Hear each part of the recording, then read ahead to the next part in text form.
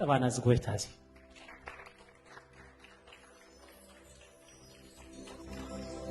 سامبرادي كاترلا باسو لومي صلوت زبل تمرتينا نمهر امين امين امين تاي زبل صلوت اسكبلو اگداس يسكبلو صلوت اسكبلو تزاز املاح اسكبلو زصلي سبات اسكبلو هيالا سبات يمسكبلو مدري كلام كنتاتاي كلام ገለይ كلام زصلي سبات هيالا سبات سب سعدا كدانا زغزات يمالو سعدا لبس زلبسو ابز غبايات يمالو جيسس ازغو باي بمنታይ ዝፍለጥ ይልኩም በእሳት እሳት ዘሃዝ መልአክ አብዝለው በምንታይ ይፍለጥ ዝጉ ባይት ይልኩም ናይ ጸሎት ጉባኤ ሰማይ ዘውርድ አብ ሰማይ ዘሎ ነገር ዝለቀቅ በረከትና ነውርደሉ ኃይል ጸሎት ይባል እግዚአብሔር ተመስገን ይሁን እግዚአብሔር ተመስገን ይሁን መጽሐፍ ቅዱስና ትንቢት ኢሳይያስ 43 ኢስራን ሀደን ክንከፍቲናሞ እግዚአብሔር እንደቅ ሰባት ክፈጥሮም እንኮሎ مسو حبرت كجبر إيو እግዚአብሔር ኢንተርቪተዝ ንገብረሉ ተዝኽእል ሕጅ ምሳና አብዚ በአካል ደው ተዝብል ንምንታይ ፈጢርካኒ መምለእ ምድሪ ዋላ ታይ ገብሬ መጽና አብዚ ምድሪ ዚ ካብ ኤርትራስ ንምንታይ ተወሊደ አብዚ ምድርስ ንምንታይ ተወሊደ መፍጠሪና አላማሲ ንምንታዩ እግዚአብሔር ይመስገን ቅድም ክርኢና ማለት ስሙ ይባረክ አሜን ቅዱሳን እሺ ፓስተር አምበልና ويتا يبارك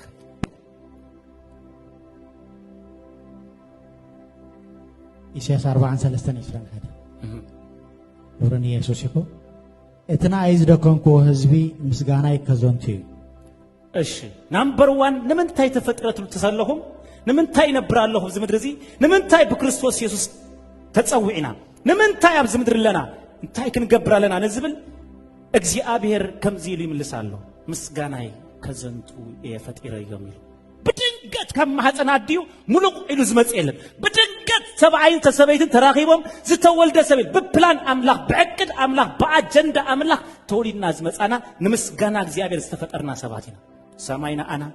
ማያትና አና ከዋክብትና አና ፀሐይ ወርሒና አና እዚ ቤት ኩሉ ባዕሉ ሰብ በእምሮ ሰርሖምበር እግዚአብሔር ወርሒ ፀሐይ ማይ ባህሪ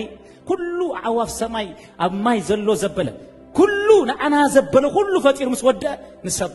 ابشار شيء معلت فطيرو لمن تاي تتبهله مسكاناي كزنت اسك انا بلس كبلو كل غزي اسكبلو እግዚአብሔር ቅዱስ የተጸውዐ እግዚአብሔር ከመስግን የተጸውዐ እግዚአብሔር ከመስግን ምጉሩም ራምናቴ አይኮነን ጭንቀት ናቴ አይኮነን አብዝ ሆነ ሰዓት በልስከ አብዝ ሆነ ጊዜ እስከበሉ ወላ ተዓንቂፈ በልስከ ሃሌሉያ ይዝወልቀን እስከበሉ ሃሌ ይዝወልቀን አሜን ቅዱሳን በድንገት አብዝ ሆነ ቦታ አቲኻ ከጨንቆኻ ዝመጹ ግለመለ ህቶና ይዝምድርዚ ማአቴም ስኻግን ሃሌሉያ እስከ ሃሌሉያ በሉ ሃሌሉያ ድገሙ እንደገና በስም ኢየሱስ ሃሌሉያ ሃሌሉያ Jesus is wonderful አሜን አሜን ፕላን አምላክ አባኻ ይፈጸም ስለዘሎ አጀንዳ አምላክ ተፈጠር ካሉ ዓላማ ትገብር ስለዘለኻ አነስ ኢሌባ ከምዚ ዝባሃል ናይ ተስፋ ቆረ ዘረባ አብ አፍካ ሆነ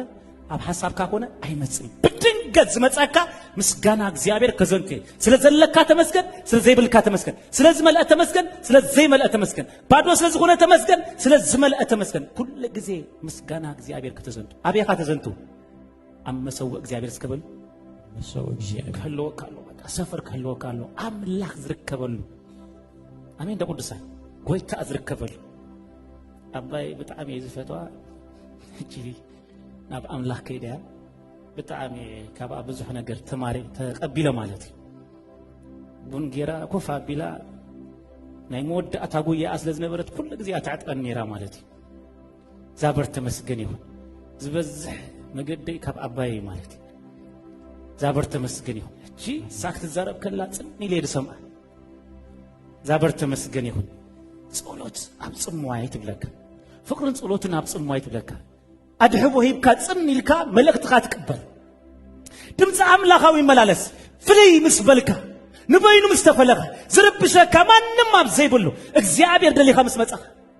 ታብቲ ኤርትራ እኳ ስርዓት ነይርዎ ጸሎት ዋላ አገልግሎት እዩ ገለመለ ወስ ዝብል ሰብየለን ኣብ ጉባኤ ኣብ አዳራሽ መስአተኻ ጸጥ ይዝብል رايحة نيرة قبائي أملاك حفاري اللهم قدسا እግዚአብሔር ዝዛረበሉ ሰዓት ናብዝን ናብትን ሞባይል ጭሪላ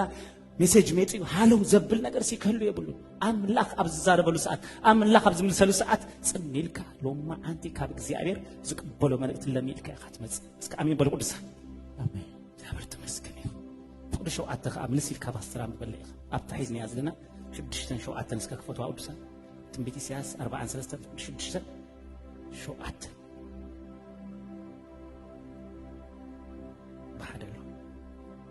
نسمين أمت ندوف كايت خلال نوداتي كابرعق نوالدي كابوسن مدري ناتي بسميت توع زبل خلون خبري زفت أركون زدكون كون زجبر كون أمت أيو إبلال له إبلال له زدكون كون زجبر كون زفت أركون إبلال ما نمنعنا وانا يكون أنا وانا خي أنا ناتي غازم لك ما نم وانا يكون كان أبونا نادينا ولا أبز مدرزي فتيرو منا أبيالو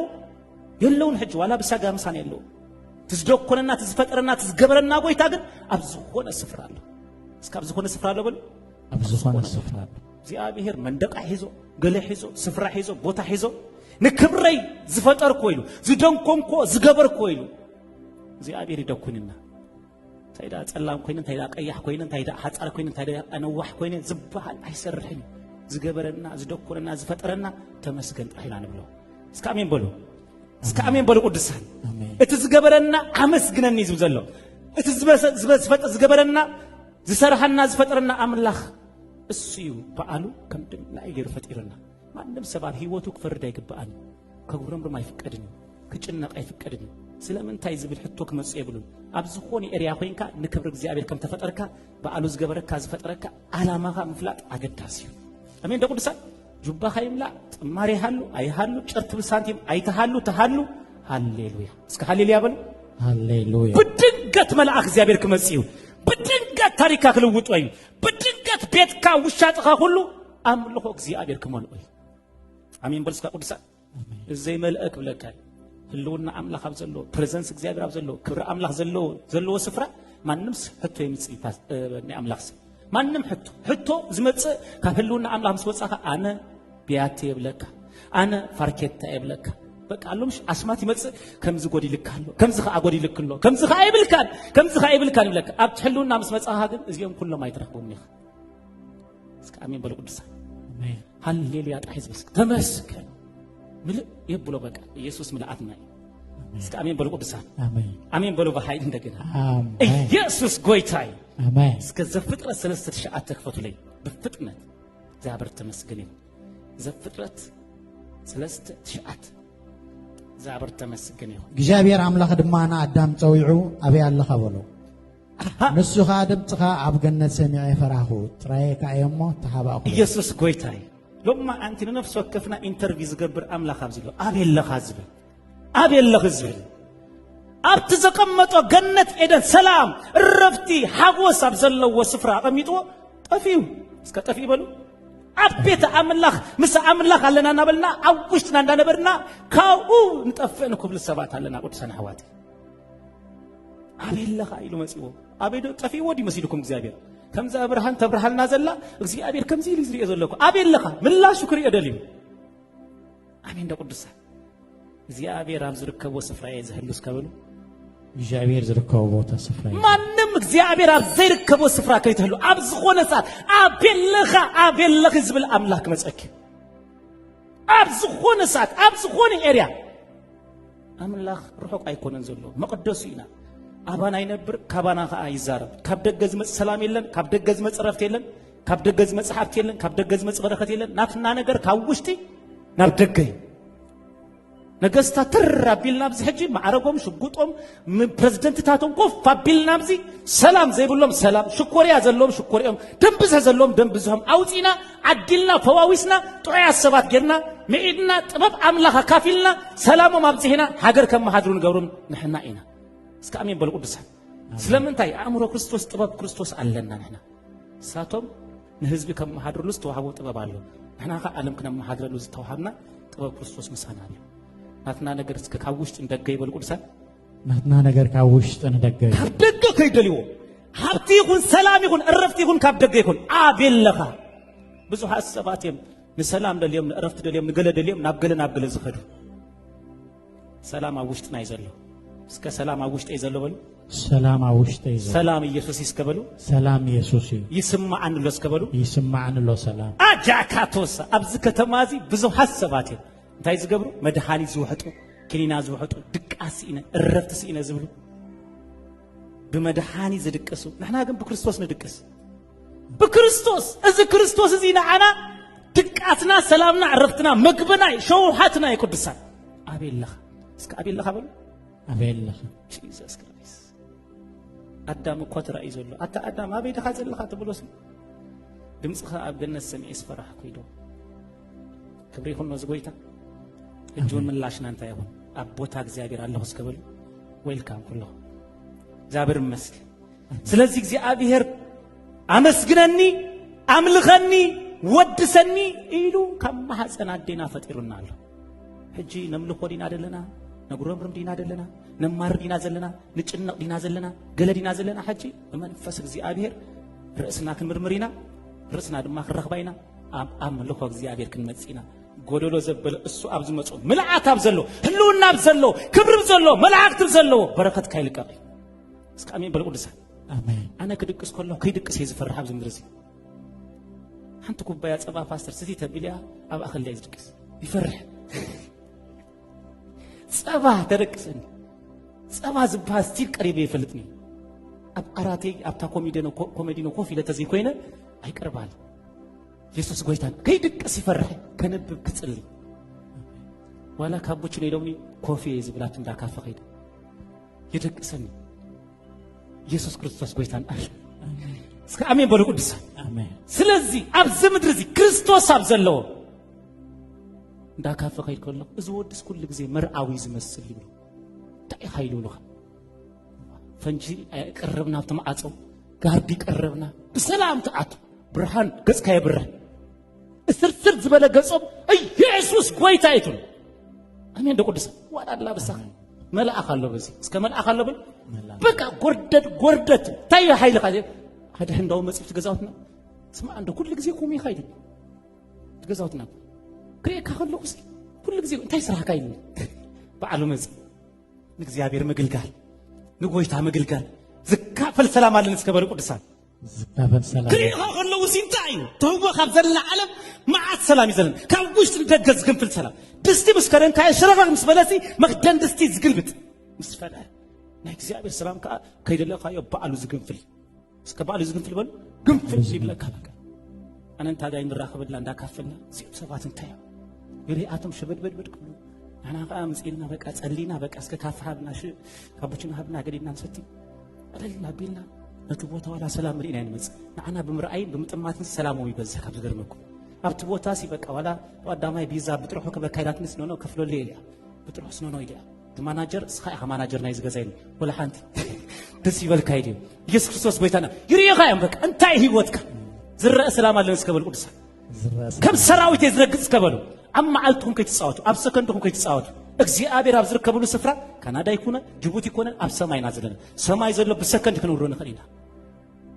አሜን በሉ እስከ ቅዱሳን አሜን رجع إلنا فك أزنيتنا فك كبر تمرينا خير كلنا እግዚአብሔር መላእክቱ ልኢኹ መዝር ድዋይ ተስአን ሓደ ፍቅድ 30 ሓደ ፍቅድ 10 ሓደ በለይ ፓስተር እዚ ዓርብ እንዳጸለና ጎይታ ዝደቀቀልይ ቃል ነጨንቅ እምበር አይንጭናና ቅዱሳን ኢየሱስ ጎይታን አምላኽኒ ገለ መጽኢለው ቦታ እዚ ቴንክ ዩ ሆሊ ስፒሪት ተስአን ሓደ 10 ሓደ ኣብ ኩሉ መንገድኻ ክሕልወካ ንመላእክቱ ክእዘልካይሞ እግርኻ በእምኒ ከይትዕንቀፍሲ ኣብ ልዕሊ ኣዳዎም ክጾሩኻ ተፈጸመ እስከበለው ፓስተር ተፈጸመ እዚ ታቤላ ናይ ጽርግያ ታቤላ ናይ ቤት መግቢ ኮነ እዚ ቃል አምላኽ እስከ ቃል አምላኽ በል ቃል አምላኽ መላእክቱ ክዕዘልካ ይተኒካ ሲልካ ክትገብር በቃ ሲልካ ትነብር መላእክቱ ክዕዘልካ ቃል አምላኽ ሐቂ በተሐቅ ቀድሶም ይሉ ቃል አምላኽ መጀመርታ ክትበልኦ ከለካ እስከ ሐቂ ይበሉ ሐሶት ይብሉ እስከበሉ ሐቅ ልክ ከም ዛኪና ትፍውሰኒ ኢላ ወስዳ ሐቅ እስከበሉ ተሓደ ለኢልካ ተሓደ መሪጽካ ተሓደ ዝግደፍ አይኮን ኩሉ ቃል አምላኽ መላእክቱ ከእዘል ካቴልካስ ኢየሱስ ጎይታን አምላኽ ዝንጥልከ ያኻት ወቅት ገብር ጽባህ ተአምራት እስከበሉ ጽባህ ተአምራት ድገሙ እንደበል ጽባህ እንታይ ትልኩም ሕቶ ዝገበልኩም ተሉ ጽባህ ተአምራት አሜን አሜን ደቁድሳ ዛበር ተመስገን ይሁን ናአዳም አቤለኽ ሎማ አንቲ በሙሉ ነፍስና በሙሉ ኃይልና ሙሉ ነገርና አብዝኾናል አቤለኽ እስከ አቤለኽ አበል አቤለኽ مثلا تحريك زي أبيلخ أبيلخ أبيلخ أبيلخ سلام بدي أبيلخ أبيلخ أبيلخ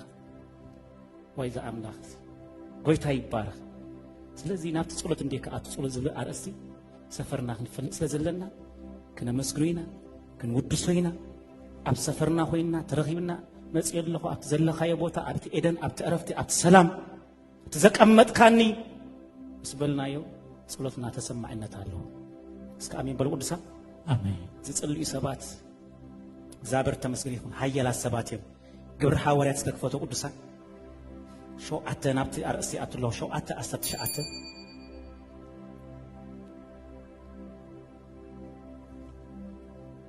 ፎዲ አስተሽአተ ግብረ ሐዋርያት እዚ ንጉስ እዚ ንዓሌትና ተዘናኸሎም ነቦታትና ከዓ ህፃናውቶም ምእንቲ ከይዓብዩ ክሳዕ ዝድርቢ ጨቆኖም አጂካ ጨቆኖም እስከበሉ እዚ ምድር እዚ ንህፃናትና ዝጭኩን ምድሪ ካብ ዝገርመኩ ህፃናት ተወሊዶም በሰላም ከይዓቢ ርሶም ከይፈልዩ ንአምላክ ከይፈልዩ ዝጭኩን ምድሪ እዚ ምድር እዚ አሜን ቦልስካ ቅዱስ ሓደ ንጉስ እኳይ ዮሴፍ በቃ በርግና በሽበት በጽቡ ወርግና መስከደ ንዮሴፍ ዘይፈልጥ ሓደ ጨካን ንጉስ መጽ ንህፃና ዝጭኩን ኢየሱስ ጎይታን አምላኽን አሜን ዝጽልዩ ሰባት ሪስክ ዝወስዱ ሰባት ቃል እግዚአብሔር ተአማሚ ነው ጥርጥር ዘይብሉ ውልውል ዘይብሉ እተዋ ተሎም እቱ እሳት ተሎም እሳት ማይ ተሎም ማይ ውህጅ ተሎም ድቅድቅ እስከ አሜን በሉ ቅዱሳን ሞ ከምዚያ ተኮይነኸ ከምዚያ በአለኻ ያኻኩም ዘለኻ እተዋ ተልካ እተዋ ኢየሱስ ክርስቶስ ጎይታን አምላኽን አሜን እስከ ክብር ይሁን ነው በሉ ክብር ይሁን ኢየሱስ ክርስቶስ ጎይታን አምላኽን አሜን ስለዚህ ዝንጉስ እዚ አጨኒቁዎም ቅዱሳን ሐድና በበለይ ፓስተር ካብ እስራ ጀሚርካ በቲ ዘመነት ሙሴ ተወልደ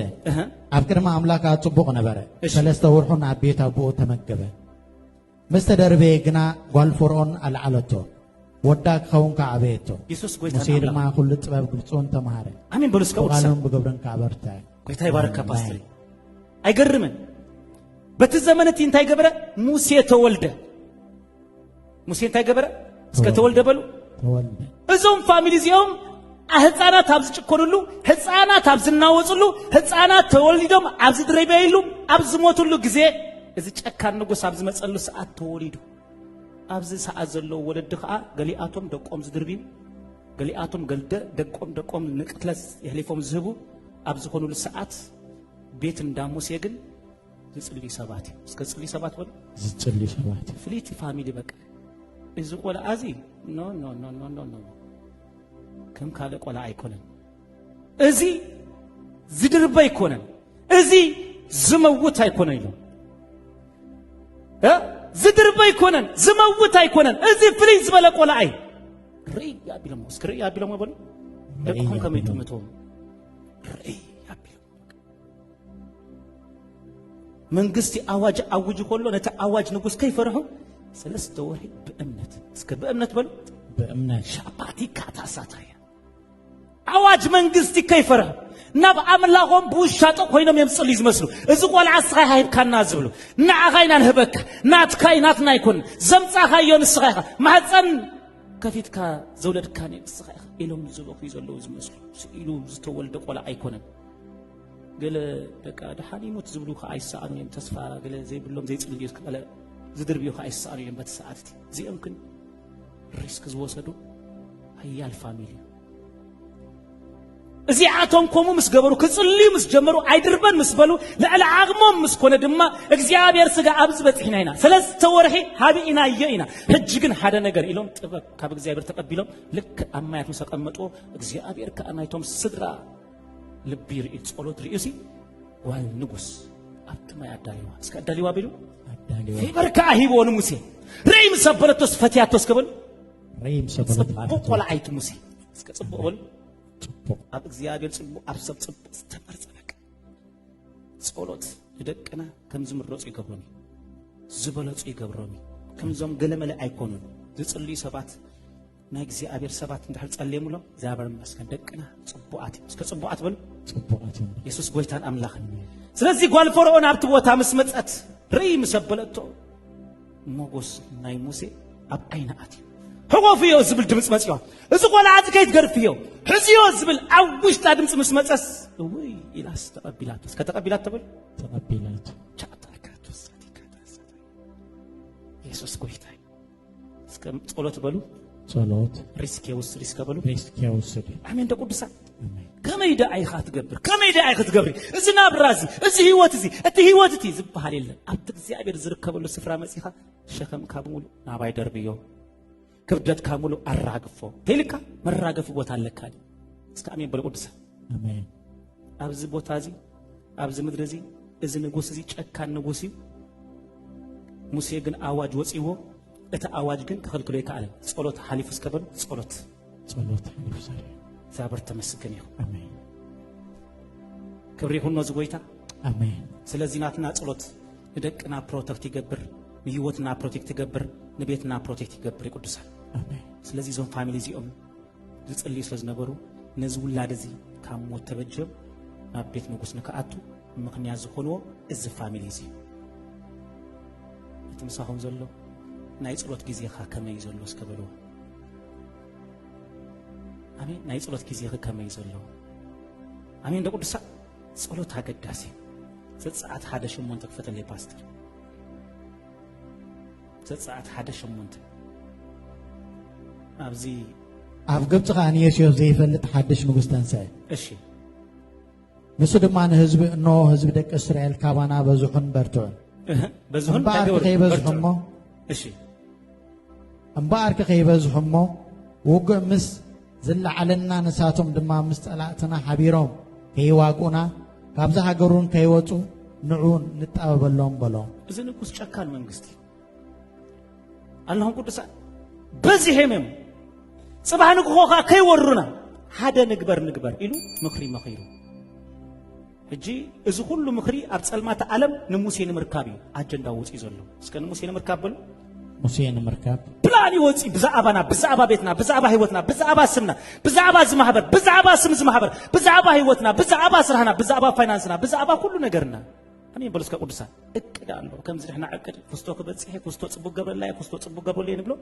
ሰይጣናዊ ዓለም ካብ ብዛዕባና ፕላን ይዝሕዝ አራት የብሉን ካብ አዳም ጀሚር ካብ ሰጽደፈ ስጋ ሐጂ አራት ዘይብሉ ጸላይ ዘለና ደቂሱ ዘይፈልጥ ብዛዕባና ክፍሕዝ ነበር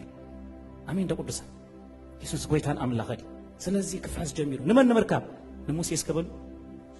ንጂ ሙሴ የለን ንሕና ኢና ዘለና ማዓት ፍሕሶ ዘሎ አበይና ንፍርሶ እስከ ጸሎት በሉ ጸሎት ኣብ ጸሎት እስከበሉ ኢየሱስ ክርስቶስ ጎይታን አምላኽኒ ፈቅዲ ኢስራን ክልተና አንብበለይ ፓስተር ኣብቲ ሃይስኩማ ዘለኹም ዘጸአት 1:22 ሽዑ ፈርዖን ንኹሉ ህዝቢ እተወለደ ወዲ ዘበለ ናብ ርባ ደርቢዎ ኩለን ኣዋልድ ግና ብህይወተን ሕደግዎን ኢሉ ኣዘዘ ኩለን ኣዋልድ ብህይወት ይንበራ ወዲ ዝተባሃለ ዝተወልደ ዘበለ ግን ናብ ሩባ ደርቢዎ ትእዛዝ ወፂ እስከ ትእዛዝ ወፂ በሉ ትእዛዝ ወፂ ግን ንሙሴ ክረኽቦ ይክእልን ይስከበሉ ሙሴ ክረኽቦ ይክእልን ኣምሊጥ እዩ ተንበርኪኾም እዮም በቃ ጸልዮም እዮም ኣብቲ መጀመርታ በኃይል እዮም ጸልዮም እቲ ኣዋጅ ክረኽቦ ይከኣለን ኣብ ቤተ መንግስቲ ሙሴ ቀደም ኣቲ እስከ ቀደም ኣቲ በሉ ቀደም ኣቲ ዝሎማ ኣንቲ ትጽልይዎ ጸሎት ዝሎማ ኣንቲ ትንብርከኽዎ ንብዓት ዝሎማ ኣንቲ ኣብ ዝተፍስስዎ ንብዓት ጽባሕ ምስ ምስጋናኹም ይትራኸቡ ጽባሕ ክትወጽእ ከለኹም ጽባሕ ክትስኡ ከለኹም ንብዓትኩም ኣብ ዝተርፍ ምስጋናኹም ኣብ ቤትኩም መጽእ እስከ አሜን በሉ በኃይል አሜን በሉ በኃይል ጃሳታካቶሴሌ ፕራዳስ ስለዚህ ወዲ ዘበለ ይቀተል ይሉ ሙሴ ግን ሐሊፊ ተቀቢላቱ ያ አቲ በቃ ናብታ አዋጅ ዝወጸሉ ናው አቲ ጸሎት እስከበሉ ጸሎት የእቱ ይስከበሉ የህልፍ ይስከበሉ ከልካል ከሎ እስከበሉ አዋጅ ከሎ እስከበሉ አዋጅ ከሎ በጸሎት መምላጥ አለ በጸሎት መምላጥ አለ አሜን አሜን ደቁስ አዋጅ ወጽልና ወንትድ እንዳበሉና ከም ሲሚሶግ በእን አቲ ናበይ አቲ ፍልስጤም ተአኪቡ እንታይ ዝገብር ዘሎ እንታይ ፕላኑ እንዳበለ ከሎ ወንትድ እንዳበሉ ከሎ በቃ ተመለጥ አዲው ጸላይት ያኻነ ሲምሶን ግዝነበረት ማዘሩ በጣም ይጸልይ اللهم قدسا ملاصا كيتحلفلو اب راسو ገለ ከይተحلفሉ موت ነገር ከይትንክፍ ርኩስ ነገር ከይትንክፍ ናይ አምላኽ ካብ መጀመርታ ተጠንቀቀሉ ዘስክር መስተ ከይሰቲ موت ነገር ከይትሕዚ ተባሂላ እስከ አሜን በሉ ቅዱሳ እዚ ሁሉ አበይ ዝመጽ እዚ ሁሉ ድምጺ ኣብ ጸሎት እስከበሉ ዝጽልይ ሰባት ድምጺ አምላኽ ይሰምዑ አሜን ዝጽልይ ሰባት ይርኤ አሜን ባሐሰ ሰለባ ማይኮኑን ዝኸዱ ባሃዋ ገለመለታት አይኮኑን ዝኸዱ እንዳራአዩ እንዳሰምዑን ዝኸዱ ጽባህ ይርኢዋ በቃ በዚያ ኮይኖም ጽባህ ተአምራት ይዝኸውን አነ ከይተዛረብኩ ኣብ ሰማርያ ዝናብ አይከውን ጠሊ ይከውን በረኸት አይከውን ድርቂ ይዝኸውን ተይሉ ድርቂ ይርኢ እስከበሉ ናይ አምላኽ ሰብ ይርኢ ተፈጸመ አሜን ምስ አምላኽ ዘወዓለ ሰብ እንቱ ዝተከፍተ ሰብ ዕብራውያን 11:33 ኢየሱስ ጎይታን አምላኽ ሎሚ ተጠምቅና ኢና ንወጽእ ብጸሎት መንፈስ 11:33 ሙሴ ምስተወልደ ወለዱ ጽቡቕ ሕፃን ምዃኑ ርኦም በእምነት 3 ወርሕ አበው እሺ አዋጅቱ ንጉሥ ውን አይፈርሁን ትፈርሁለኹም ኣብዚ ናብራ ትፈርሁ ህይወት ትፈርሁ በእምነት እምነት መኒ እስከ ክርስቶስ በሉ ቅዱሳ ክርስቶስ መኒ እቲ ቃል ዘለዎ በእምነት ይዝነብር አሜን ገሊአቶም ትብለና ጸኒሐ ሶሲ በፍራስ ገሊአቶም በሰረገላ ገሊአቶም በዘመድ ገሊአቶም በጉልበት ገሊአቶም በመልክዕ ገሊአቶም በሀብት ክልክኡ አይክልኒ እስከ አሜን በሉ ቅዱሳ ምንም አይነት ኣብዚ ናይዛ ሀገር ናይዚ ምድር እዚ ምንም አይነት ገልጠምጠም ኣብዚ ማይ እንደኻ መጽ ይብሉ ክርስቶስ ካለው እስከ ክርስቶስ በሉ ክርስቶስ ፍሪደም ካይ ናጽነት ካይ በቃ ሰላም ካ ክርስቶስ ጥራይ መድኃኒት ካ ክርስቶስ ጥራይ ገንዘብ ተወዳይ ከማስቲካ ማዓሩ ተወድዩ ተጓሕፎይ ተመናዊ በቃ ከምገለይ ዘእምሮኻ ገልጠምጠም ክመል ይብሉ ቃል ክርስቶስ ክመላአል ቃል ክርስቶስ እምነት እስከ እምነት በሉ እምነት ፈይዝ ካብ ጋዜጣ ይትመጽእ ካብ ቴሌቪዥን ይትመጽእ ካብ ጽርግያ ይትመጽእ ካብ ቃል ክርስቶስ ያትመጽእ እስከ አሜን በሉ ቅዱሳን አድራሻ ናይ እምነት አበይት ይልኩም ኣብ ቃል ክርስቶስ ዘለው እንደ አመኑ የምዝኸዱ ንቅድሚት እስከ ንቅድሚት በሉ ንቅድሚትን መስቀሉ ተሰኪሙ ናብቲ ዝተባሃለሉ ዘስቀለሉ ስፍራ ይዝኸይ ነይሩ አሜን ደ ቅዱሳን እስከ አሜን በሉ በኃይል አሜን ስለዚህ በእምነት የምዝብል ዘለው በቃ እግዚአብሔር ሰለስተ ወርሒ ሓብእዎ እንታይ ከሎ አዋጅ ከሎ ጸለይት ሰባት አዋጅ ወጽእ ከሎ ራፓሳቲካታ አባይ አይሰርሐኝ አባይ ማነሻ አብጥቃይ እልፍክ ወርቁም በእንታይ ጥራይ ክርየም እዚ አዋጅ እዚ ንዓይ አይረክበንም ዝተመደበለም አሎ እንተ ኸይሉ አምላኸይ ብጸሎተይ ነጻ ከውጾም ይኸሊ ተዘይክኢሉ ግን ንዓይ አይረክበንን እስከ አሜን በሉ ቅዱሳን አሜን አሜን አሜን አሜን አሜን ዝጽልይ ሰባት አዋጅ አይፈርሁን አሜን አሜን አሜን አዋጅ ወጽእ ለኳ ክትቀተል ይኻ እናበሉ ሰዓት ሒዞም ከሎ ክትመውት ይኻ መድኃኒት እትናለና ማዓስ ይዝሞት እንዳበሉ ዝቀትል እኳ ተሰተይክ ሞት ነው ጽሑፍ አለስከ በል ሄይ በሉ እስከ በኢየሱስ አሜን ደቁብሳት ኣብዚ ምድር ዝኻ ኣነ ዘንብረካ ተዘይ ሰሪሕካ ተዘይ በልዒኻ ተዘይ ነቢርካ ደቅኻ ንስኻ ዝብል ዘፈራርሕ ድምፂ ኣብዚ ምድር ዝመልእ እዩ ንሕና ኸ ድምፂ ኣለና እስከ ድምፂ ኣለኒ በሉ ድምፀይ እስከ በሉ ቃል ክርስቶስ እስከ በሉ ቃል ክርስቶስ አዋብ ሰማይ ተመልከት አይ ዘርአኔን አይ አጽዳኔን ማዕከኑን የብለንን ሴፋ ይገብራኔን መንዳ አይምብረን ናይ ሰማይ አቦኹም ተይሉ ስኻትኩም ትገልጹ ተይሉ ንበልጽ እስከ ይበልጽ በሉ ቅዱሳን አነ ይበልጽ ትብሎ በቃ ሲልካ አነ ይበልጽ ብትከመት አታ አነ ይበልጸካ ትብሎ ሲልካ ያኻ ተእክብ ዘለኻ ብድንገት ናባይ ክመጽእ ትብሎ ምክንያቱ ሓደ ዘበን ፈርዖን አኪቡን እስራኤል ሂብዎኑ ባሪያ ዝገብሮም ዘመኖም ሙሉ ዝገዝኦም ሞጎስ ይቤለኹ ወርቆም ገፈፎም ሃብቶም ገፈፎም ዝረሃጸሉ ዘመን በሙሉ አውጻ አቢሉ ጥራህ ሂዶ ይፋኖን እግዚአብሔር ሞጎስ ክበኩም ያምስኩባይስ አሜን በሞጎስ መግዛዕ ሙራስ ኮነልኩም አሜን ዝጽልይ ሰባት ኃያላት ሰባት አሜን አዋጅ መንግስት ይፈርሑ አዋጅ ሰይጣን አይፈርሑ ማንም አዋጅ ኮሎ ገዛኻ አጽዩ ነትብህቡ ዘሎ አቦኻ ጸዋዓይ ሱክ ሰማዓካ አሜን በሉስ ቅዱሳን አሜን ማንም ማዕረና ኾን አይክድኒ ድጽልይ ሰብን ደጽልይ ሰብን ሲሉ እንዳካፈ እንዳማንቸስተር እንዳርሰናል ዝወል ሰብ ማዕረና ኾን አይክድኒ እስካይክልም ይበሉ አይክልን ንሕና ዓለም ግን ጥልጥል አቢልና ነው ርዕስ ሰባት ቀይርና ናሐድር ነገስታት ልውጡት አቢልና ሰላም ነህ ዓለም ግን ሰላም ሲናል ኢየሱስ ጎይታን አምላክ አሜን ጽልይ ሰባት በሉ ጽልይ ሰባት ኃያላት ሰባት አጆኻ እመን ጥራይም ዝብሉ እመን ጥራይ ዝብል ነገር ካሻሎሚ እመን ጥራይም ዝብሉ እስከ እመን ጥራይ በሉ እመን ጥራይ لما أنتي بمان نمت فرحت لكم أبز بوتازي إذا عالم أبتحت السماء فرحت راح يزلوا نحن تعدلنا يقول منفس تبعتي تاي وانها انتاي نبرها انتاي وتكا انتاي جبها انتاي كومز قبرك هذا أي فلتن هذا الله ኢየሱስ ከካፍለክ አንዶት ነው ተካፍሎት ለካ አሜን ገዛ ቀይሮ ሳሎን ቀይሮ እዚህ አረፈ ኢየሱስ ምስለ ኸቦ ግን በእረፍት ህይወት ይጀምር አሜን በሰላም ህይወት ይጀምር አነ መገድምስ ክርስቶስ ጀመርኩ በእረፍት ይስከበሉ በእረፍት አሜን በእረፍት ይኸጀምርክ እስከዚህ አረፈ ዘአረፈ እስከደረን በክርስቶስ አሪፍ ይዝብ ክጅምር ኮለሁ ሃሌሉያ አትም ተጽዕሩ ጾር ዘኸበደኩም አናባይ አነ ከእርፈኩም አሪፍ ከኸጀምርክ ብዙሃት ከተአረፍ ተጸውይካ እስከ አሜን በለ ቅዱስ ዘአረፈሰ ሎሚ ዝቃጸል መናፍስት ለው ዝቃል እዚ አይጻውሮኒ አሜን እስከ ተፈጸመ በሉ ኢየሱስ ጎይታይ አሜን ዳንኤል ክፈቱ ላይ ጽልይ ሰባት ዳንኤል 6:4 ክፈቱ ይሁን ጽልይ ሰባት አዋጅ መንግስት ይፈርሆን ዚም ከ ጽልይ ሰባት ካተሰወረ ነገር ወይ ፍሕሶ የምልጠካ ጸሎት ሽዑቶም ራእስታትን መሳፍንትን ዳንኤል በናይ መንግስት ጉዳይ ምክንያት ክረኽብሉ ደለይ እንታይ ከብሩ ግናኸውምን ነበረ ምክንያት ክረኽብሉ ደለይ እሺ ግናኸውምን ነበረ ግናኸ እንታይ ነበረ እሞን ነበረ እሺ ገለጌጋ ወይስ መንቀፍ ኸ ሰአኑሉሞ ምክንያት ወይስ መንቀፍ ክረኽብሉ ኮቶ አይካሉም እሺ ሽዑቶም ሰባት ነዚ ዳንኤል ሲ በታ ሕጊ አምላኹ እንተ ዘይኮይኑ ካለ ምክንያት ክንረኽበሉ ኮቶ አይንኸሊና በሉ ናይ ዳንኤል ሕግ እንታይና ክንረኽበሉ ኢሎም ምክንያት ሲና በሉ ኮለል ዝብሉ መናፍስት ለው ዝምድር እዚ እስከ ኮለል በሉ አንተ ወነ ጊሮኩም ሲምሶን ግናቤ ከይድ ዋንትድ ክስን ክስ ገረም ፓራላይዝ ገረም አብ አደባባይ ከድርቢዮኻ ክስን ክስ ገረም ፋይል ካብላሽም ካብ መድረኽ ወርዱኻ ካብ ጉያ ኻጠጦ ከብሉኻ አማ አከር ባህሊ ከጥሕሉኻ ዝመጽ ብዙ ሃት ነገራት ተፋሒስ ሆሎ ዳንኤል እዚ ሁሉ ፕላን አብኡ ከም ዝወጸ ፈሊጡ በቃ በናይ መንግስቱ ምክንያት ደደም ዜሮሞ በቃ ቤቱ ህይወቱ ላይፉ ዜሮሞ ምክንያት ሲነምሉ ግና ሞዳታ በናይ ሕግ አምላኹ ክንመጽእ ሕግ አምላኹ እንታይ እስከ ጸሎት በሉ ጸሎት ቀጽላ እስከ ፓስተር ሃሌሉያ ድህረቶም ራእሳት መሳፍንትን ኣብ ቅድሚ ንጉሥ ተኣከቡሞ ከምዚ ኢሎም በልዎ ወዳርዮስ ንዘለዓለም ህያው ኩን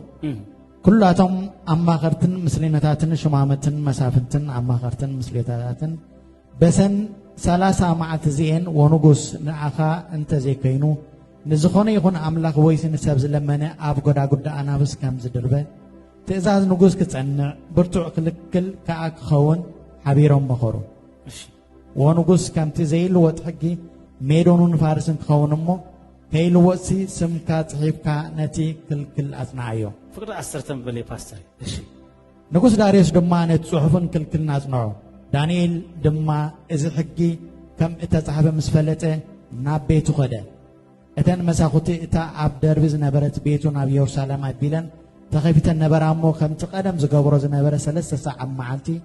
ኣብ ቅድሚ አምላኹ በብርኩ እናተንበርከኸ ጸለየን አመስገነን በብርኩ እናተንበርከኸን አማዓልቲ 3 ጊዜ ከምቲ ናይ ቀደም ዝገብሮ ዝነበረ ሎሙን አዋጅ ወጽይሆሎ ምግባሩ ቀጽዩ አሜን በኢሜል ይምጻ በደብዳቤ ይምጻ በመሴጅ ይምጻ በሰብ ይምጻ በመንግስት ይምጻ በታህት ይምጻ በላዕሊ ይምጻ ናይ ቀደም ከይኻ ትገብር እስከ ናይ ቀደም ይዝገብር በሉ ናይ ቀደም ይዝገብር ምን ብርካኸ ይቅጽል ይስከበሉ ምን ብርካኸ ይቅጽል እስትንፋሴ ይስከበሉ እስትንፋሴ ጸሎት ይስከበሉ ጸሎት ህይወቴ ይስከበሉ ህይወቴ መግበይ ይስከበሉ ናብራ ይስከበሉ ናብራ ህይወቴ ህይወቴ አሜን ደቁድሳ አሜን አዋጅ ወጽ ይበቅ ምክንያት ሲነሙሉ ስለዚህ ታ ምክንያት ክሰግድ ኮሎና አምላሁ ከገልግል ኮሎ ክረኽበይና እጅብ ዚኣ ውጽ ኢልኩም በመንፈስ ተወጽይኩም አይተገልግል ዝብል ማዓድም ጽይ ዘሎ ዝምድርሲ አይትጸሊ አይተነብብ ምስ አምላክ ህብረት አይትግበር ዝብል ፊት ነፊት ከምዚ ልመጸካል በሲስተሙ ገሩ ግን ምስ አምላክ አይተራኸብ ማዓልትኻ ሰዓታትካ አማጽ ዕምጽምጽ ኣብ ዘበንካ ሙሉ ባዶ ዝገብር ተቃጽል እስከበለ ቅዱሳን ተቃጽል ከመይ ከም ለባማት ከም አያሽ ዘይኮነ ግዜ እንታይ እንዳበልኩም ናዓደኩም ኮይታ ግዜ እንዳዓደኩም ክትብርከኹ ክትጽሊ ምስ ጀመርኩም ርሑቕ ዘሎ ነገር በጸሎት ይመጽ ርሑቕ ነገር ዘሎ ነገር በጸሎት ይቀርብ ንዳንኤል ምክንያት ሲነሙሉ በአምላኹ መጽሉ እሱ ግን ታ ነገር ተረዲአትያ ካብ ኤምባሲ ዝመጽእ ጋርድ የለን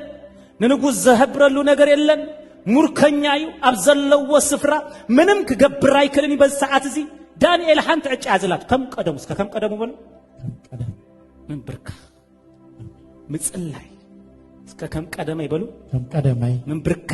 ብርካ ምጽላይ ይበሉ ምጽላይ አይቋርጽኒ ናብ ሰብ ከይድውሉ ናብ ገለ ከይድውሉ ናብ ገለ ከይትብሉ ኢየሱስ ጎይታን አምላኽ አሜን ኤርምያስ 33 ወደ 3 ታያትሉ እዚያ በቃል ሽግርኩም ተዝባለኩ ኢየሱስ ጎይታ አምበልና ፓስተር እዚያ ናይ ሰማይ ናይ ዝምድር እዚ ናይ ነው 911 ያትብሉሽ እዚያ ኻ ናይ ሰማይ ቴሌፎን ሰለስተ ያሁላ ጸዋዕኑ መخመሰልካ ዘይትፈልጦ ዓብን ስውር ነገር ከኣ ክነግረካ ክንደይ ሰለስተ ሎ ፓስተሬት ምዕራፍ 3 ትጥቅሲ 3 33 በቃ አድራጋ 3 ናምበር ደውል ናብ ሰማይ 333 ሃሎ ጋድ ትብሎ በቃ ኢመርጀንስ ፕሬዘንስ ናይ እግዚአብሔር ሃሎዋ ናይ እግዚአብሔር መላእክት አሜን በልስ ከቅዱሳን አሜን ትምብርከክ ትብል በቃ ብዘይካ ሃረጋ የብለኝ ብዘይካ ሃጋዝ የብለኝ ብዘይካ ሃደጋፍ የብለኝ ከም ዳንኤል በቃ ነገሩ አፍሊጡ ምስወደ እንታይ ገደልኩም ጸለየን አመስገነኝ ዝብል አፍሊጡ እስከ አፍሊጡ በል ግሌትኩም ዘበለ ይሉ አብ ፊልጵኻ በጸሎት ብልማኑን በምስጋና አብ አምላኽ እንታይ ገበል አበይኻ ተፍልጥ አብቲ አቤለኻ ዝበሎ ስፍራ አውይኻ ትመጽእ አሜን ደቆድሳ ባቂ ዝብለኩ ናይ ዓወት ሰባት ክትኮኑ ናይ ሓጎስ ሰባት ናይ ሰላም ሰባት ናይ ዕረፍቲ ሰባት ሃያላት ሰባት ክትኮኑ ለዲኹም እዞም ሰባት እዚኦም ህይወቶም ምርምር ተበልናዮም መጀመርቶም ፍጻሜኦም ስለ ዝነግረና መጽሐፍ ቅዱስ እምበር ገለ ህይወትና ከምዛናህና ጅብር አቢሉ ዛዛንታ ግደፍ ተዘብላ ነይሩ ታይኮኑ ይኸውን ከምቲ ሓንቲ ፊልም ጀሚርና ዘይንወዳእሲ ፓርተቱ እንዳበሉ ኤርትራ ይቅጽሉና ነይሮም ታ ድራማ ምሽቶ ፓርት 3 ኔክስት ዊክ ይብሉ ታይኮን ታይክብላ ገለ ንብል ነይርና ኢየሱስ ጎይታ ጸልየን አመስግነን አፍሊጡ ጸልየ ማለት ብዙ ነገር ይጸልዩ ጸልየ ማለት ብዙ ጉዳይ አፍሊጡ ጸልየ ማለት ብዙ ነገር አፍሊጡ ማለት ጸልየ ማለት ብዙ ነገር ይሉ ማለት ጸልዩ ማለት ሐደሰ ጸልይ ትጸልይ ሰባይ ታስም ቅዱስ ዛበር ተመስገን ይሁን ትፍርዱ ወጽ ይሆነው አላ ሂዞሞ ተኸዱ አፍሊጡ ዝቀደመ መልአክ አለው እስከ ዝቀደመ መልአክ አለው በል ዝቀደመ መልአክ አለው ዳንኤል በቃ ወዲና ይና በቃ ረዳኤ ሁሉ ንጉስ ወዲ ወይ በሕጊ ሜዶንን ፋርስን ተሐቲሚ ንጉስውን ምንም ከውጾ ይክደን አለው ዝባል ጥበቡ በቃ ጥምርምር አቢሉ አብሰርክሌቲ ወይ ከምዘይ ወጽ አመንቀራቅሮይቲ ወይ ዳንኤል ግን ጥበብ አምላኽ ተጠቂ አብዚ ምድር እዚ እንታይ ተጠቀሙ ማንም ሲስተም ከድሕነኩም አይክልኝ ነገስታት መእተው ጉድጓድ ሲኖም አለው በሰዓት ጽላሎት ዝመስል መልክዕኻ ዘሪኦም አብ ስክሪን ተወጽ በሎ ተኩሰሉ ቀተሎ ዝብል መህበኢ ሰዓኑሉ ሰዓትና ዘገን ዓለም ፍልጠት አብ ጠርዛ ዝበጽሐተሉ ማንም ናብዝና ብትንክብለሉ ዘይከን እግዚአብሔር ግን ዳስና ኸውን ከም ዳዊት ከውልና ኸውን ውሻጠና ኸውን እስከ አሜን በልቁድሳ አሜን አብ ጊዜ ጸበባ ናብ እግዚአብሔር ጥራይና ንጽጋ እግዚአብሔር ጥራይ መህልና ቅዱሳ አብ ዘመን ማንም መህድ የለም እግዚአብሔር ጥራይ ቶምና በእግዚአብሔር ዝመጹ ድኳን አለው ስለዚህ ዳንኤል አፍሊጢ ዚአቶም በቃ ፈይሶማይ ይፈሐሰብና ይቅዱሳ ኢሳያስ መክፈቶ ኢሳያስ 8:10 ተመበልና ፓስተር ኢሳያስ 8:10 ስብከት አይኮንለም ትምህርት ይቅዱሳ 8:10 እግዚአብሔር ምሳና ይሞ ምኽሩ ወደቡ ክዝርዘርካ እዩ ቃል ተዛሪቡ አይቀወም እንደማይ ድገማ እንደገና እግዚአብሔር ምሳና ይሞ ምኽሪ ወደቡ ምኽሪ እንታይ ገበሩ ወደቡ መደቡ ምኽሪ ኩል ጊዜ አሎ ዝምደበልና በድንገት መጽዩ ዝፍንጥረካ የለም አፈተና ከይተአቱ ንቁሁ ጸልዩ ምኽሪ ምደበልና ይቅዱሳ አሰርና ይሁን መንቀስቃስና ይሁን መብላዕና ይሁን ምስታይና ይሁን ትገብሮ ዘበለ በቃል ኮነ በግብሪ ብስማ ይግበሮ ሁሉ ህይወትና ላይፍና ቃል አምላኽ ይቅዱሳና አብዝኾነ ህይወትና ላይፍ ፓርትና ህይወትና ምጽኢሉ ህይወትና ጸሎትና ይሁን አገልግሎትና ይሁን ምን ምዝባል ጥራይ ጽራይ ሰው ፕሮግራም አለው በዕቅድ ይወጽ ምኽሪ መደቡ ይሉ ምኽሪ መደበልና ይቅዱስ ንሕናና አምላኽ ሰባት ከም ነድህን ከም ንወጽ ሳቶም ካንክፉ ዝመደቡለው ሀብዝ ገርመርኩም ናቶም ምድብካ በጭካኔ ቢኪራኔም ዘገልግሎ ለይት ምስማዓልቲም ተአሚኖም ዘገልግሎ ሰይጣን ኪዳን አትዮም አፍሲሶም ደሞም እንዳፍሰሱ መስዋዕት እንዳቀረቡ ካብ ዝገርመርኩም ምኽሪ መደቡ እሺ እግዚአብሔር ምሳና ይሞ ምክር ወደቡ እሺ ክዝርዝር ካዩ ቃል ተዛሪው አይቀውን ድማይ አበይ ኻት ተመደበ ምክር ትዝርዝሮ ክዝርዝር ካዩ ትብል ምጽኢል ካብዝቦ ታዚ ተመደበ ዘበለሁል ዝርዝር ኮ ትብለሉ ስፍራ ተዘይብልካ ተመዲብልካ ይዘሎ ፍንጥርጥር አቢሉ ከም ዳንኤል መውጽ ይብሉ መእተው ይብሉ ሂዝና ያይና ጉዳያ ኩላ ሽንክርክር አቢልና ኢዳ ከተበ አሞዳታ አብኢድንያት ወድቅ ብሎ አብኢድ ሰሙዳ ዘስካህው አብኢድ እግዚአብሔር ሙዳ ግን ዝበለጸ ዳዊት ኮሚሉ አብኢድ ሰብ ካሙዳ አብኢድ ካሙዳ አሸኒ አመን ሙዳ አሸና ወድሳ ምጽኢልናስ በከብድና አብቅርም ጎይታ ተለኻ ግበረኒ መሃረኒ ቀተለኒ አህወኒ ፈውሰኒ አድህነኒ ስኻት በልጸኒ እስከ አሜን በልቁድሳን አሜን ምኽሪ መደቡ ክዝርዝር ከአይ ቃል ተዛረቡ አይቀወሙም ግን አብያካ ተፈሱ ቃል ኩሉ ማአት ቃል ይዘሎ አብዝ ምድሪ ሜልውድ ዝባሃላሎ ናይ ህንዳውያን መምለኺ ቦታ ወሲዶምኒ እዚ ስታዲየም ናይ ገዛውትና ምንም የብሉን አታሰብ ደንዚዝ ዘሎ ህዝቢ ሶይድ ኮነ ጥንቆሎም እዚ ያተራቡ ሳቲካ አብ ገዛ በቃ ማዓት ኤርትራዊ ትረክባው ገሌ ትረክብ ህንዳውያነት ቦታ መልእም እቲ መምለኺኦም ከጥንቆሎም ስታዲየም ዘአክል ሰፈሮ ወሲዶ ማርያምን ሰምቢደ አብዛ አድከ አትሆነው ጎይታ ገለጸለይ እንታይ መናፍስት የምትሰራው ዝም ሬዲዮ ህንዲሉኒ ቻይና ፊሊፒን ይሉኒ ሲለ ይጽልህ በዚህ መንፈስ ወሲዶ ማብዝ ቀረባ ጊዜ መስራኤኒ ግን ታጋይ ሀደ አውቲስት ሀይዝና ኸይዱ ራእይ ወይልና ዋይ ጎይታ እስከ ዋይ ጎይታ ብሉ ውይ ዘብል በቃ ሓንቲ ሰዓት እኳ ከይድቅስ ዝገብር ክትነቀስ ዝገብር ካብቲ ሰዓት ጀሚረ ድቃስ አብይኒ በቃ እስከ ድቃስ አብይኒ በሉ ድቃስ አብይኒ ከምዚሎም በቃ ይለቁልካ ማለት ብድቃስ ናአኻ ባሪያ ገብርኻ እንደመዛወር ቦታ እንደ ቫኬሽን ቦታ ትሪዮም ዘኒጦም ህንዳውያን አብይዶም ኩሉ አለዎም ገለለዎም እትይዶም ወላ ቁልፍ ፈትሕ ካስ አና ኻውጽ ክባሃል ኩሉ ካብይዶም አይወጽኒ ተሓጽኒ አይወጽኒ ብሎም ንመንግስቲ አቲ ሓንሳብ አይወጽኒ ተጥንቁልኦኖም አይወጽኒ እስከ ይወጽኒ በል አይወጽኒ ብሎም በቃ ንሕና ቁልፍና ፈትሕና ጫማና ኩሉ አውጺና ክንቦም ኩለና ቦርተፊልና ነው ጽኸለና እዚ ይወጽኒ አይወጽኒ ተቆጻጽሮም ማነዛአድ እንዳውያን ሂዞም ወለው ዳካፈ ከፊቶም ወንዳ ሻይ ከፊቶም ወንዳ ገለ ሂዞም ወንዳ ሂዞም ወጥራህም ዘ አንታና አሐዞብ ዚ ናዓተን በርከ ካብዚ ምኽሮም አፍርስ ምኽሮም ዝርዝር ኢየሱስ ክርስቶስ ጎይታን አምላኽ አሜን ስለዚህ ምኽሪ ምደበልናይ ብዙሕ ጥንቆላ ይዘለብ ዝምድረዚ ቻይናው ከአትኮሉና ተጥንቆላ ሂዝመጽ ፓኪስታን ከአትኮሉና ተጥንቆላ ሂዝመጽ ኤርትራው ከመጽናቱ ማርያም ናቱ ሚካኤል ናቱ ገብርኤል ሰሊ ሂዝመጽ አቤት ማዓት አማልክት የምዘሉ ነናቶም አማልክት እዚ ሁሉ ዝተመደበ አብዝ ምድረዚ ዝወጽ ኦፕን ሄቨን ዛ ቸርች እዚ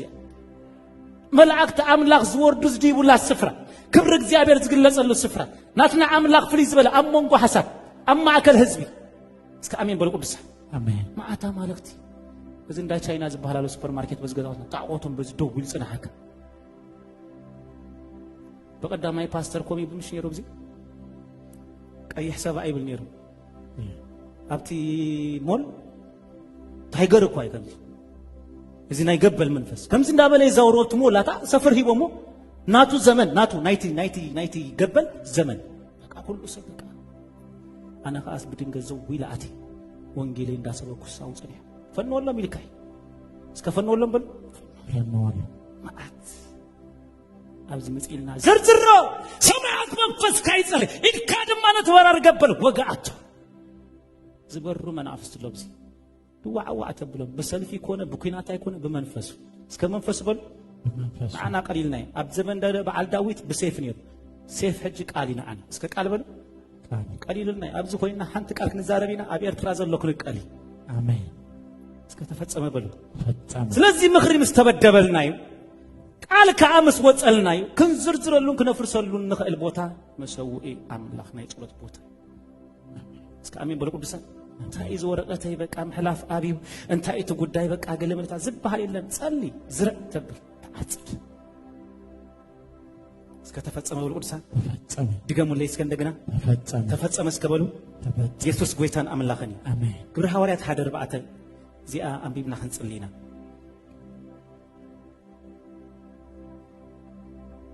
ጸሎት ምኽሪ አምላኽ እተፍርሱ ምሳቶም በሓንሳ ከሎ ከዓ ዮሐንስ ብማይ እዩ ዘጠመቐ نسخاتكم جنا دحر قرم معلتات منفس قدس كتات مغيكم أمه نتخابي سمعكم وتسفع أبو تتصبي إلو كابي يرسالم كي وتعززون سقط شعات شعوت أكيوم كلو قويتاي بزور حتى زرون إسرائيل من قصة تقنعها إلهم حتى تو مسخا أبو بسلط أنا زمد دوا زمانون جيزيهم كي تفلتون ناتاتكم أيقونن كتفلتون ناتاتكم أيقونن منفس قدس نبغاتكم الزوارد جنا حيل خد قبلوا أبي يرسالم أف كل يهودا أب سماريان كسعوسن مدر مسكر تكونون يخم بلوم يسوس قويتاي إزمس بلد ما النار أيوا عرجة كابا عندهم كعدبنا آمين دو قدسان آمين تتصبيلو تسفى أبوي أبي أخذ تتصبيل منفس قدس أبي تتصبيل أي باس ما تتصبي ندا كافة ندا ورا ندا تلفزيون ندا تيك توك تتصبيلو نتصبي بوتا تصلوت يسكبر نتصبي بوتا تصلوت تتصبيلو أجندهم كان يقولون منفس قدس مسمعكم مسخاخر هيك تكون يهم ناي من تاي مسخاخر تسيو إلكم كتمسكروا هايلك تقبل يهم أجندهم زيو اللهم قدسان أنت بو أجندنا نجير ما يمشوا كتملوا هيلنا كتمسكنوا هيلنا من تاينا هايل نقبل برجان دردينا بك هاليلويا إلنا تراهن كير جزانا نو أسات كن أتولينا زام درزيا اسك أسات بلو كريستوس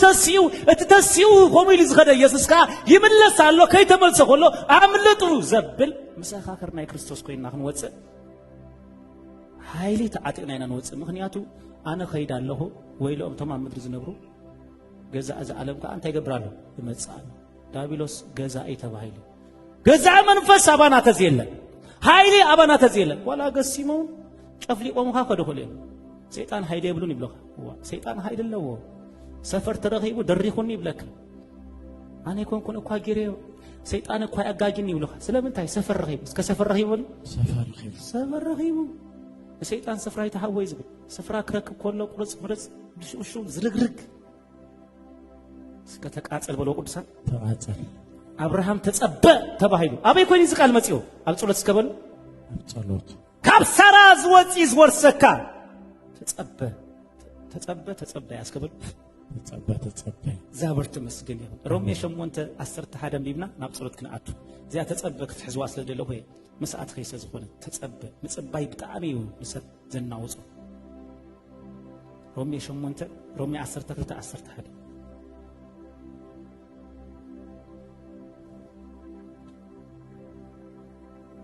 نمتجاه هايدي تحكيو نمبر 1 نمتجاه تايت بلو هايت تحكيو بمنفس تقاطلو نيك جابير اغلغلو واو زي تجهسب كمصفولو تايزبل ناي بأزاز من فسد الكابسي الله كم زي تجهسب زي نجهسب كلها نادق اسمع النابسي همام غربي تلاغاي كلا غبناي زتجهك راباساتي كاتوس ريمبوساتا كم زبل دمص يسمع الله اسك كم زيلنا نصلي اسك كم زنغبر اسك كم زننقل اسك كم زنتكل اسك كم زنزرع زبل تمصي لبيسو وز مصاساتي هيزو وز مصحوي بمنفس تقاصل يلو بشجر تقاصل አይበለ በኩነታ ተቃጽል አይበለ በፈተና ተቃጽል አይበለ በመንፈስ ተቃጽል እስከ መንፈስ ተቃጽል በል ቅዱሳን መንፈስ አበይ ተቃጽል ሲልካ መቅጽ አልደለይ ወላ ማይክሮባስኩን ወላ አባስኩን ወላ አብዝ ሆነ ቦታ መቅደስ የቡ ነህና ኢና ተቃጽል ጥራ ሄደ ተቃጽል እስከበሉ انا ቀደም አብ ግብጽ ሆለሁ ሄድፎን የት ይዝኸኝ ተጸልይሉ ከይሉ ራፓፓፓፓ ማለት ተዘለኻዮ መንፈሳው ዓለም መንፈስ ዘብራ ይኮነ ናይ ግብጽ መንፈስ ካ ጀለቢያ ተኸሪኑ እብያ ተኸሪኑ በቃ ዝራ መንፈስ ለዝኾነ ክፉ መንፈስ ለዝኾነ እንዳጽልኻ ጥራኻ መንፈስ ካህሊኻ ትኸይድ ሄድፎን የት በይኒ መስመን ይዛረባሉ ከይሉ ራፓሳታካ ሪፖሳታ ራምፓሳቲካ እንዳበል ኸይድ እሳቶም ወላ ኢዶም እንዳተዛረበ ይዝኸይድ አቆቆ ኢዴ እንዳተዛረበ እሳት በመንፈስ ተቃጸል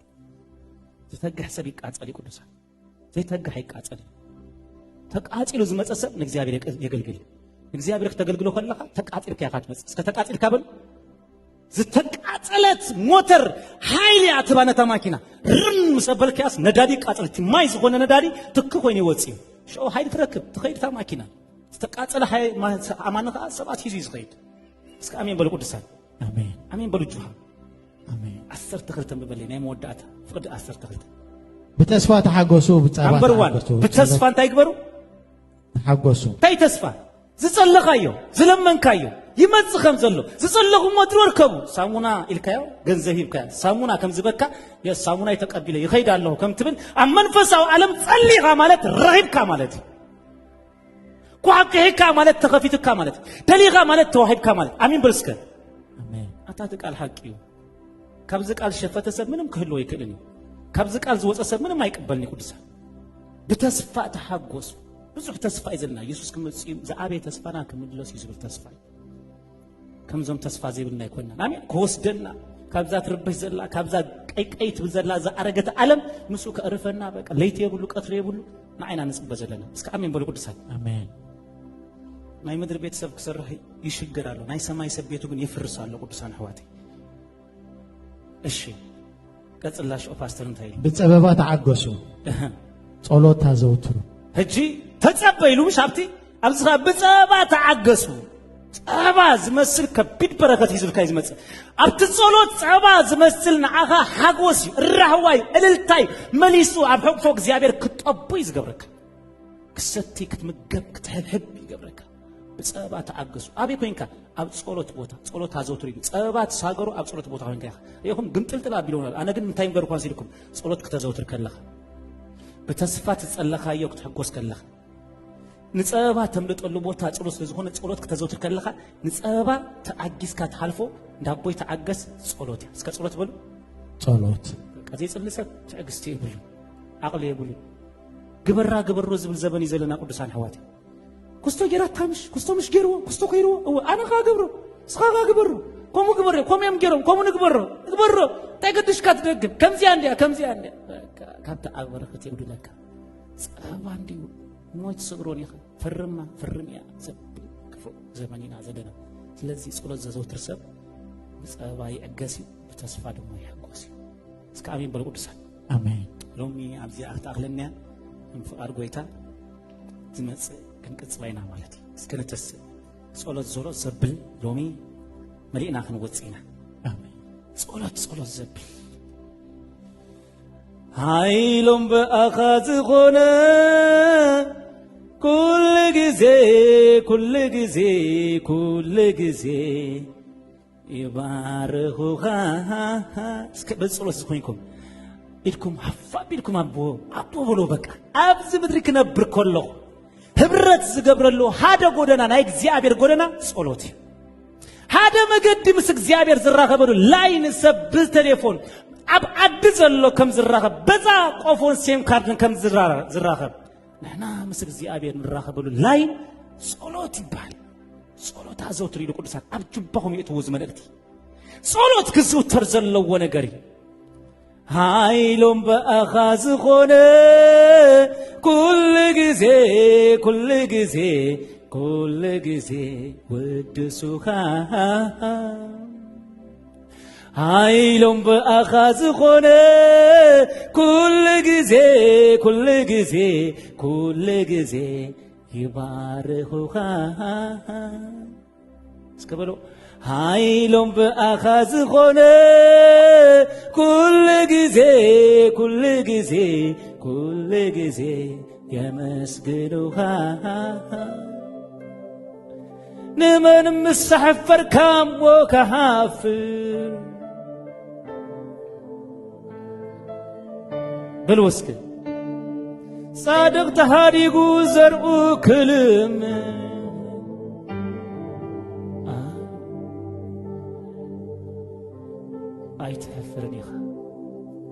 አይሕፍርን ቅዱሳን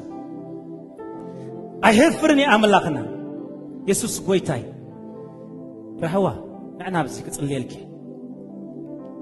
ረህዋ ክልቴክን ረህዋ በላስ እስኻ ረህዋ እዛ ዘይቲ ከፍሰልክኒ